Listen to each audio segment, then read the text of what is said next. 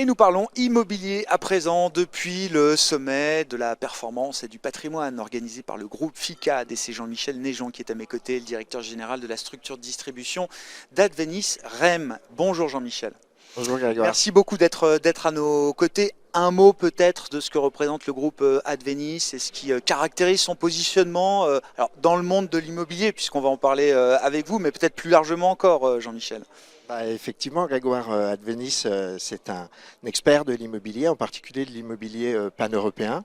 Notre actionnaire Innovalis s'occupe d'institutionnels plutôt étrangers, à qui il offre des possibilités d'investissement en Europe sur de l'immobilier d'entreprise. Et son pendant, Advenis REIM, lui offre à des investisseurs retail, plutôt français, de donner la possibilité à ces investisseurs d'investir partout en Europe sur de l'immobilier d'entreprise. Intéressant ce positionnement pan-européen. Qu'est-ce que ça apporte justement alors, pour le client final, en l'occurrence, et puis pour ceux qui déploient des investissements? Le terrain de jeu est beaucoup plus large que le seul territoire français, du coup.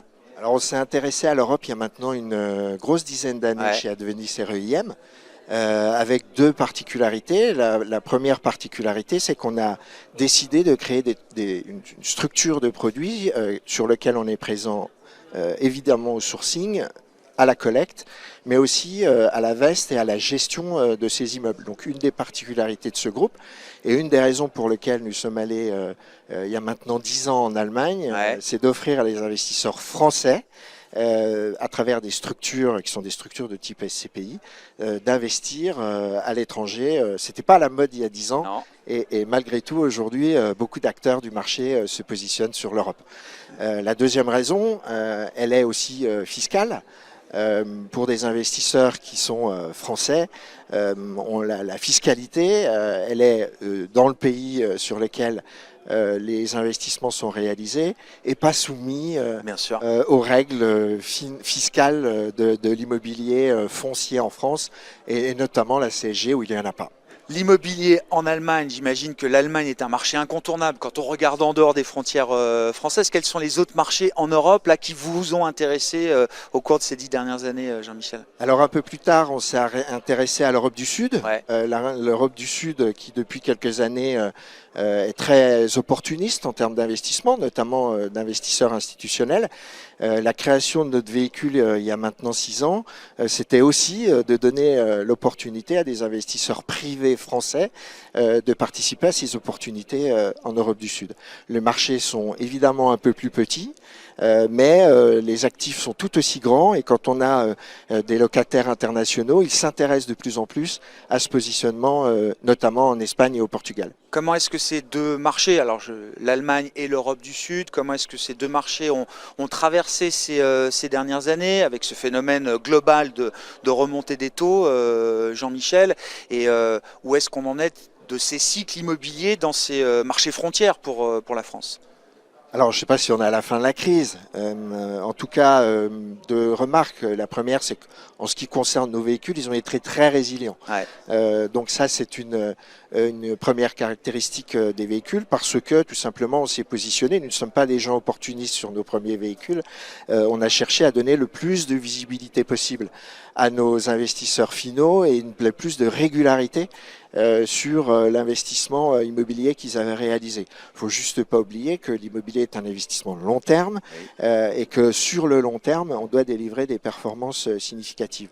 Quant à la partie Europe du Sud, je ne sais pas si on peut donner l'expression ils s'en tirent mieux que les autres, mais si, c'est le cas. En tout cas, c'est la réalité. Depuis quelques années, c'est le cas. Si on prend en 2024 la croissance du PIB, ne serait-ce qu'en Espagne, elle fait partie des moteurs de la croissance de l'Europe. La grosse crise immobilière, eux, ils l'ont eu il y a déjà quelques temps. Hein. Exactement, ils l'ont vécu et le marché est très agile, sans doute parce que aussi c'est un marché plus petit, mais ça nous a donné l'opportunité à la fois d'avoir de la collecte ici en France, mais également de se positionner sur des actifs de grande qualité en Espagne et ça nous a permis d'avoir des valeurs de reconstitution sur nos SCPI d'Europe du Sud très à l'envers du marché puisqu'on fait partie de ceux qui ont des valeurs de reconstitution qui sont en hausse y compris dans cette période de crise. Très intéressant. Alors, où sont les prochaines frontières pour vous et Advenis REIM, Jean-Michel? C'est quoi les prochains marchés que vous avez envie d'exploiter et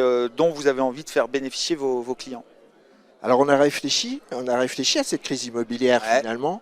On a réfléchi à deux choses. Est-ce que le véhicule de type SCPI qu'on connaît depuis maintenant presque 50 ans était toujours adapté à une clientèle peut-être un peu différente aujourd'hui, mais qui cherche peut-être à avoir un investissement un peu plus programmé, un peu plus problématique? L'accessibilité a toujours été quand même globalement un frein. On avait des tickets d'entrée qui étaient quand même relativement importants dans les CPI traditionnels. Et peut-être aussi une composition, une manière de structurer nos investissements un peu différents, notamment cette barrière de frais à l'entrée qui sont quand même assez problématiques pour les investisseurs peut-être un peu plus jeunes qui cherchaient à investir dans l'immobilier. Donc à ce titre, on a créé en décembre dernier une nouvelle SCPI qui s'appelle Eden, qui a un positionnement sur notre savoir-faire. Elle est investie 100% en dehors de nos frontières, avec peut-être un axe nordique, ce qu'on explorait un petit peu moins, où on s'est structuré pour être présent sur ces marchés-là. Et donc cette SCPI Eden, c'est la première SCPI investie 100% hors de France, qui n'a pas de frais de souscription et qui est accessible à partir de 1 000 euros et surtout des versements programmés et des réinvestissements de dividendes à partir de 50 euros par mois. Et alors concrètement, à quel type de clientèle est-ce que vous faites référence? Donc une clientèle plus jeune, c'est ça? Qui a compris qu'elle devait prendre je veux dire, ses finances et son épargne en main peut-être plus tôt que les générations précédentes, ou de manière différente en tout cas, Jean-Michel? Alors je crois que oui, il y a deux éléments. Il y a effectivement cette clientèle plus jeune qui aspire peut-être à davantage de programmation, comme je le disais tout à l'heure, mais il y a aussi toute une catégorie de gens qui sont sensibles notamment à cet aspect de retraite. Je pense qu'un véhicule immobilier, c'est aussi fait pour ça. Et donc se constituer un patrimoine au fil du temps sur la retraite, sur des objectifs de retraite ont un vrai sens. Et pas seulement qu'aux plus jeunes d'ailleurs.